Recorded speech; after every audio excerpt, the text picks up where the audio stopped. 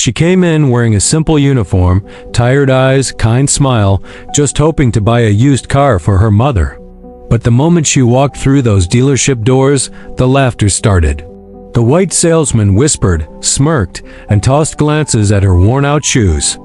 One of them even said, loud enough for everyone to hear, "Sweetheart, the cafe's that way.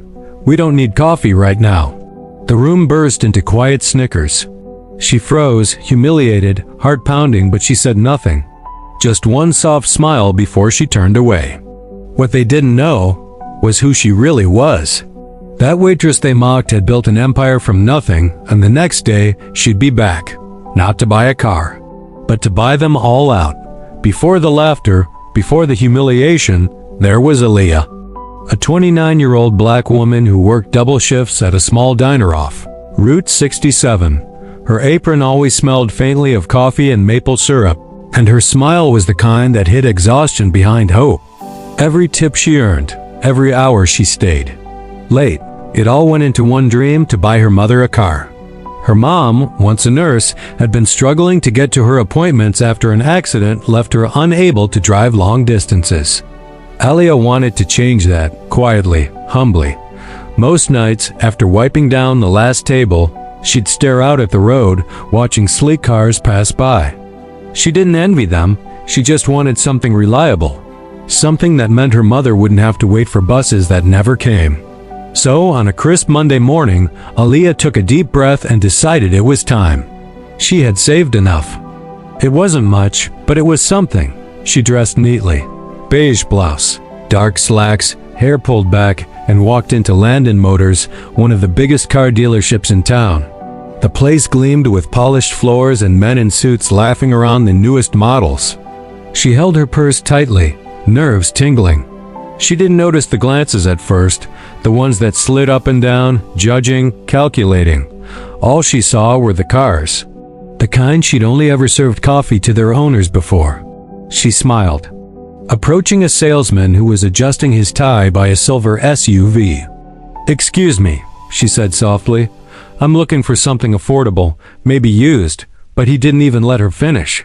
His brows lifted, his tone dripping with amusement. "Oh, sweetheart, this isn't a rental lot. Maybe try the used car corner, down the block." The men nearby chuckled. Aaliyah's hand tightened around her purse. She wanted to speak, to tell them who she really was, what she had accomplished, but she didn't, not yet. She simply nodded, smiled politely, and turned away, because deep down, she knew something they didn't. Her story wasn't ending there. It was just beginning. Aaliyah left the dealership that morning with her pride barely holding together. The laughter echoed in her head the entire walk home. She wasn't new to being underestimated, but this time, it got deeper. Maybe because she had come with good intentions, or maybe because for a few seconds, she believed she'd finally earned a better life. But life had a cruel way of reminding her where the world thought she belonged. That night, she sat in her tiny apartment, the sound of rain pattering against the window. Her phone buzzed, a message from her mother. "Did you find anything today, baby?" Aaliyah stared at the screen for a long moment before replying, "Not yet, Mama, but soon." She didn't tell her what had happened. She never did.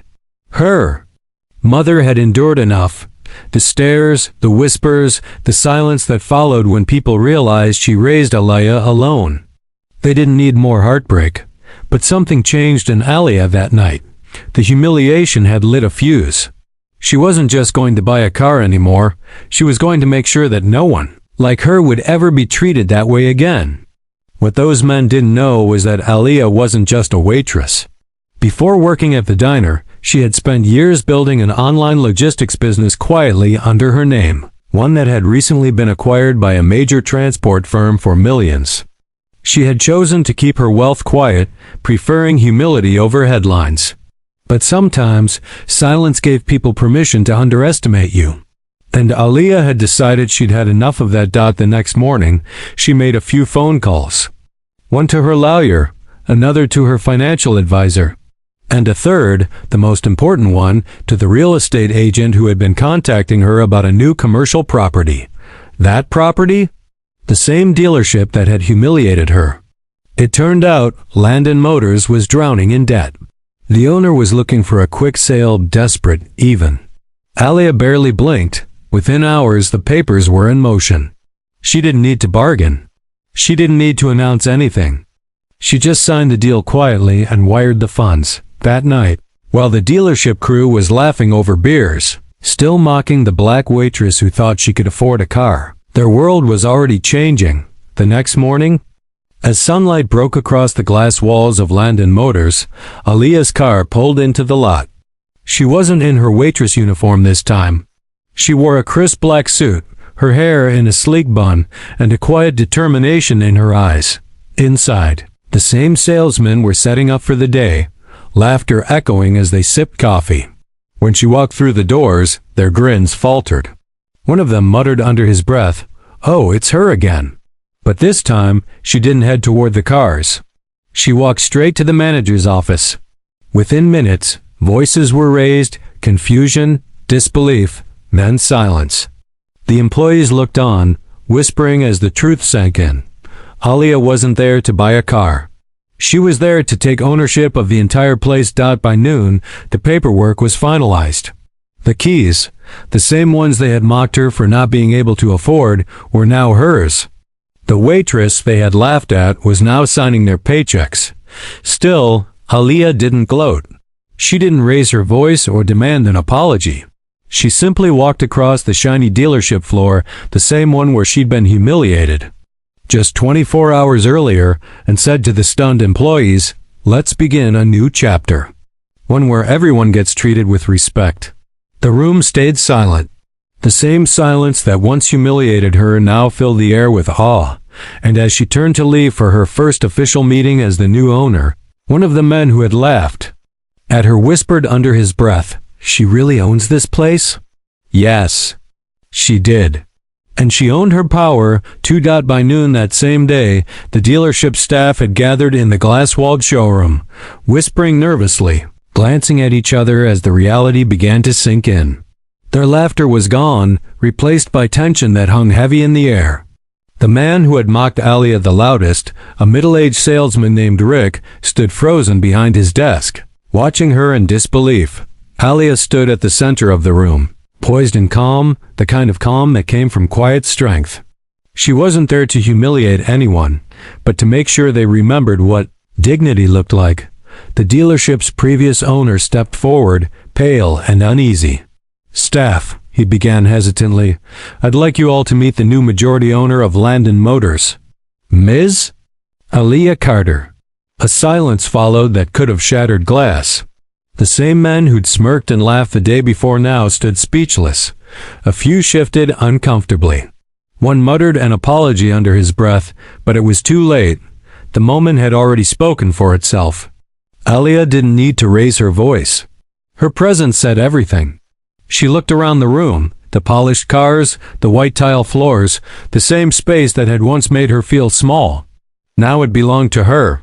"I came here yesterday," she began softly. "Not as your boss, not as anyone important, just a woman trying to buy something for her mother. And some of you decided my worth based on what I wore, where I worked, and the color of my skin." Her voice trembled slightly, not from fear, but from the weight of truth. "What you didn't know was that I built something of my own. I worked hard. I faced the same judgment you gave me, and I refused to let it define me." She paused. Every eye was on her now. "I didn't buy this place to get even," she continued. "I bought it to prove that respect isn't something you give to those who look rich. It's something you owe every single person who walks through that door." For a moment, no one moved. Even Rick, red-faced and shaken, lowered his head. Then Alia turned toward the dealership windows, sunlight streaming through and lighting her silhouette, a woman who had been humiliated, belittled and dismissed, now standing where they once stood above her. It wasn't revenge she felt. It was justice, quiet, powerful, and complete. And as she walked out of the showroom, every step echoed with a message they would never forget. You never know who you're looking down on until it's too late. The next morning, sunlight poured through the massive glass walls of the Sterling Motors dealership. The same walls where Lily had once been made to feel invisible. now reflected her power. A convoy of sleek black SUVs pulled into the lot. The staff inside froze. Jake looked up from his desk, coffee in hand, and nearly dropped the cup. Out stepped Lily, no apron, no tray, no trembling hands, but a tailored navy blue suit. Diamond pin gleaming on her lapel. Behind her, 3 suited assistants followed, each carrying sleek folders embossed with the logo of Eleanor Investments Group, one of the largest auto investment firms in the state. Jake blinked. "Wow, what's going on?" he stammered. Lily's lips curved into a calm, knowing smile. "Good morning, Mr. Sterling. You remember me?" He swallowed. "You're that waitress from—" She raised a hand slightly, stopping him. "That waitress who you mocked in front of your clients?" "Yes, that one. Only now, I'm not here to serve coffee." She glanced around at the staff, every eye fixed on her, the air thick with disbelief. "I'm here," she continued, "because my company just finalized the acquisition of Sterling Motors last night." The room fell dead silent. The receptionist gasped. The salesman who had laughed at her before now looked pale as paper. Jake's face flushed. "This is some kind of joke." "No joke," Lily replied, handing him a file. "Your board voted. You signed over control 2 weeks ago to cover your debts." "My team? We're your new management." Her words hit him like a gavel. Jake's arrogant smirk melted into raw panic. "You?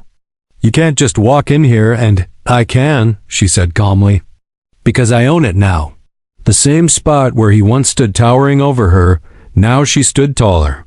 The same floor where her spilled coffee had been met with laughter, now echoed with the sound of his shattered pride. Lily turned toward the staff. "Let's make something clear," she said firmly. "From now on, this dealership will be a place where every customer is treated with respect, whether they come in wearing a designer suit or a diner uniform." A few employees nodded, others clapped quietly. The same woman who'd once turned her away at the door whispered, "Good for her." Jake tried one last desperate move. "You'll regret this," he spat. "You don't know how this business works." "Oh, I know," Lily interrupted, her voice cool but strong. "My late husband taught me everything. He built half the dealerships you envy. I ran the numbers, the investments, the logistics. While you were mocking waitresses, I was learning how to run empires." She stepped closer, lowering her voice just enough for him to hear. "And I've learned something else too, that arrogance is the fastest way to lose everything." Jake's mouth opened, but no words came out. He turned and stormed into his office, slamming the door, the sound echoing through his once untouchable kingdom. Lily took a deep breath. The staff watched as she walked over to the counter. The same counter where she'd once been told to stand over there and wait. She placed a small white envelope on the table. Inside was a note written in her graceful handwriting. "To those who laughed at me, thank you. You reminded me what I was capable of." As she turned to leave, a young mechanic ran up to her, the same one who had looked away the day she was humiliated. "Ms. Eleanor," he said nervously, "I just wanted to say, I'm sorry for not standing up for you that day." Lily's eyes softened. "You can stand up for someone today," she said. "That's how we change things." Outside, cameras flashed. Reporters gathered, sensing a story of poetic justice. "Miss Eleanor, is it true you were once mistreated here?" One shouted. Lily smiled faintly. "It's true," she said. "But I didn't come back for revenge. I came back for respect." She turned toward the dealership sign, Sterling Motors, and nodded to one of her assistants.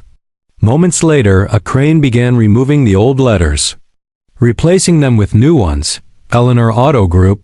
The staff watched as the name that once symbolized their arrogance disappeared, replaced by the woman they had underestimated. As Lily walked toward her car, a gentle wind blew her hair across her face. She paused, looking back one last time at the building where everything had changed. Her chauffeur opened the door, but before getting in, she said softly to herself, "Sometimes, humiliation is the universe's way of clearing the path for something greater." The camera panned upward, the sunlight reflecting off the new sign. The music swelling with triumph and grace. Fade out. Moral of the story: Never judge people by their appearance. The person you look down on today might be the one signing your paycheck tomorrow. Respect is free, and those who give it earn something priceless in return.